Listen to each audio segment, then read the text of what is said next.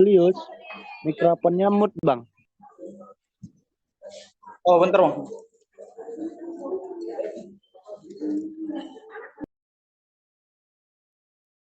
Iya, udahlah off kamera, tapi dia ada aktivitas atau kegiatan di sana gitu, sama sekali tidak menghargai mata kuliah ini. Saya minta perhatiannya cuma sebentar kok, nggak lama-lama, sebentar aja.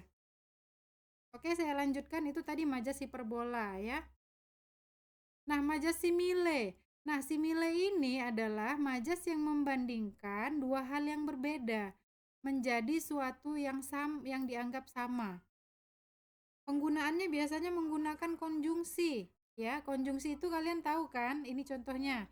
Bagaimana, laksana, seperti, dan sebagainya. Contohnya itu adalah bagai pinang dibelah dua.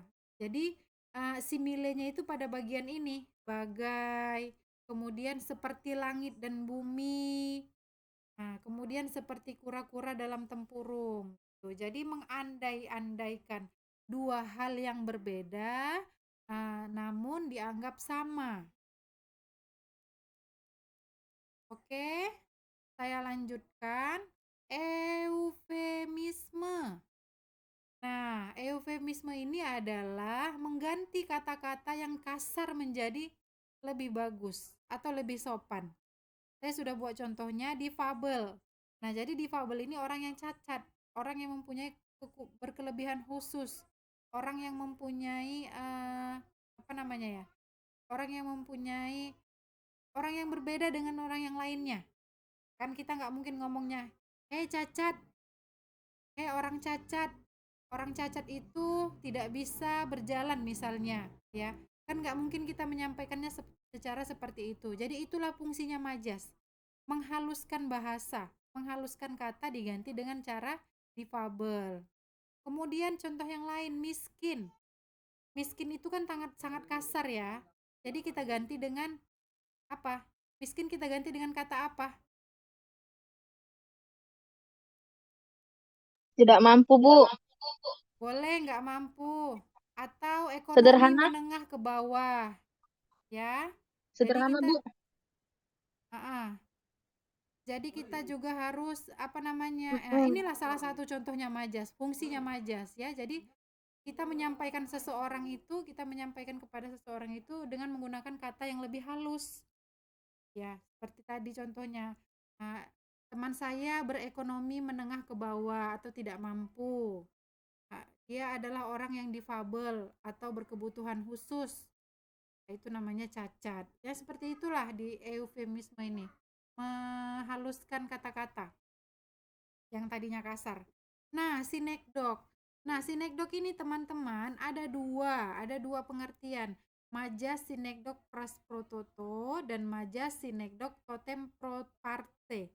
Nah, si prasprototo ini saya membuat contohnya adalah sudah seminggu dia tidak terlihat, Diva belum melihatkan sekalipun batang hidungnya. Jadi maksud dari batang hidungnya itu bukan hanya sekedar batang hidungnya, tapi mencakup keseluruhan individual orang tersebut. Ya, mulai dari ujung rambut sampai dengan ujung kaki, itulah si Diva. Satu hari ini dia tidak terlihat, tapi disebut dengan batang hidungnya. Kemudian saya ambil contoh lain tentang anak Adam. Nah, di sini anak Adam ini satu orang ya sebenarnya, tapi artinya kita semua adalah anak dan cucu Adam dan Hawa. Itu contohnya. Kenapa seperti itu? Karena sinekdot prasprototo ini adalah gaya bahasa yang menyebutkan sebagai unsur untuk menampilkan keseluruhan suatu benda. Jadi satu atau dua kata saja yang kita tampilkan, tapi dia mencakup semuanya. Kayak si batang hidung tadi. Gak nampak batang hidungnya satu hari ini. Ya, tapi bukan hanya sekedar batang hidungnya, melainkan dari ujung rambut sampai ujung kaki.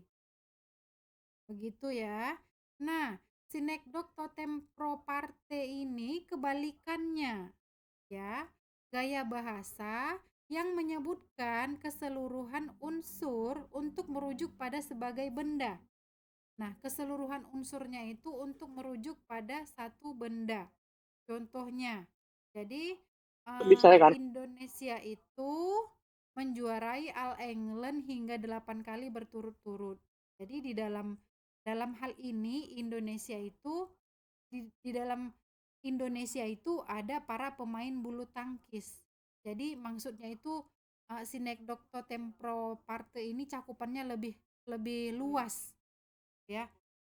Satu negaranya, tapi di dalam negara itu ada berbagai macam kegiatan, termasuklah kegiatan permainan bulu tangkis. Saya lanjutkan simbolik.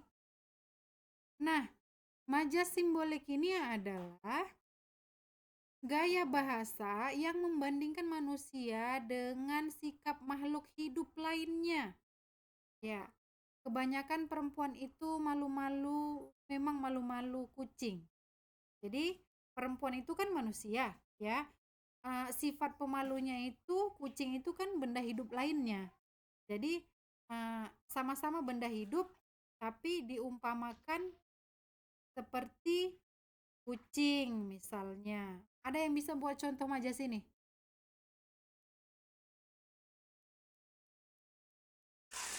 Ada enggak?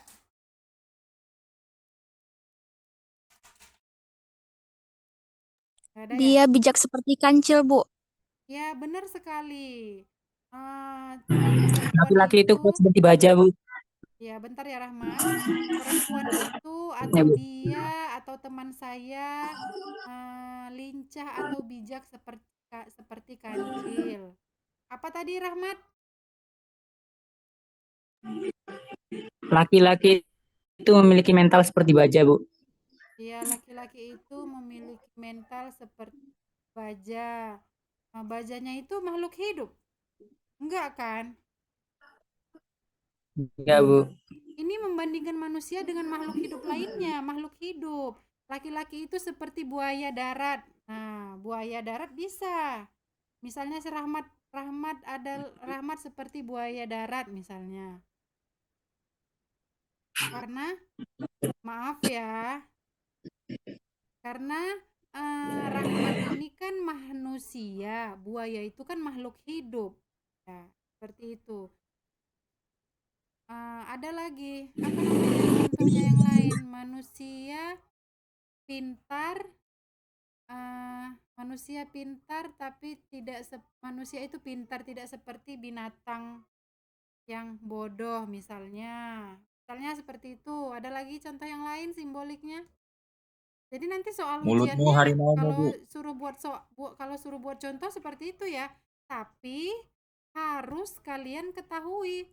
Contohnya saya bilang, tuliskan contoh majas simbolik.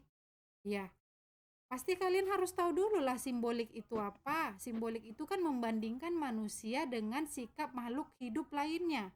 Artinya manusia itu hidup, makhluk hidup itu yang benda hidup, bukan mati. Itu ya, harus paham. Nah, kemudian majas sindiran juga semalam itu udah kita bahas. Ada ironi, sarkasme, sinisme.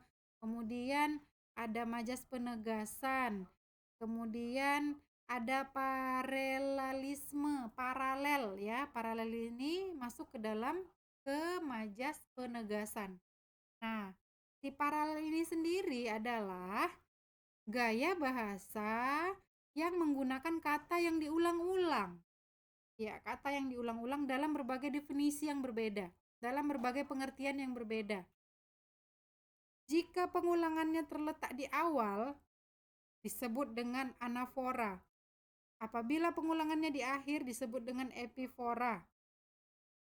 Majas paralelisme ini sering digunakan dalam pembuatan puisi atau pantun. Contohnya udah ada ini. Ya. Dengarkan aku yang kau abaikan. Yang diulang-ulang itu dalam definisi yang berbeda. Definisinya berbeda. Ini yang ini. Aku yang kau abaikan. Suara hatiku yang merintih memohon. Gelisah yang tak berujung ini.